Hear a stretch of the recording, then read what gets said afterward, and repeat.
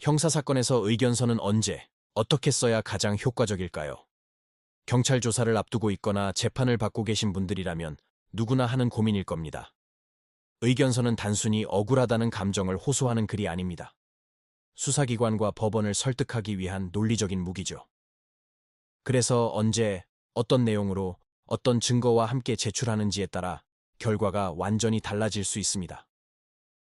예를 들어, 경찰 조사 단계에서는 혐의를 부인하는지 혹은 일부 인정하는지에 따라 의견서의 방향이 달라집니다. 혐의를 다툰다면 수사관이 가진 증거의 한계를 지적하고 우리에게 유리한 사실관계를 입증하는 데 집중해야 합니다. 반대로 혐의를 인정하는 상황이라면 사건의 경위, 피해 회복을 위한 노력, 진심 어린 반성 등 양형에 유리한 사정을 설득력 있게 전달하는 것이 중요합니다. 절도, 성범죄, 보험사기 등 범죄 유형별로 핵심 쟁점이 다르기 때문에 각 사건의 특성에 맞춰 법리적 주장을 담아내는 것이 핵심입니다. 저희 법률사무소 아시는 사건을 맡을 때 성공보수를 전제로 계약하지 않습니다. 이는 사건의 결과를 거래 대상으로 삼지 않겠다는 원칙 때문입니다. 결과에 따라 보수가 달라지는 구조는 때로 변호사의 객관적인 판단을 흐리게 할 수 있습니다.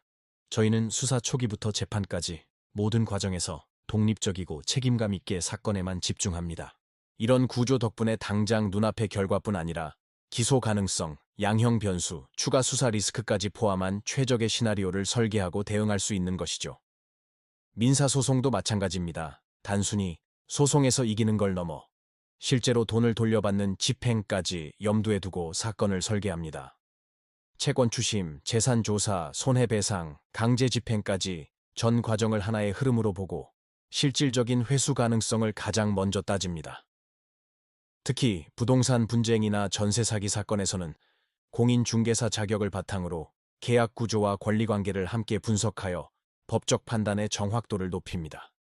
이혼이나 재산 분할 같은 가사 사건은 감정적인 대응보다 장기적인 관점에서의 설계가 중요합니다.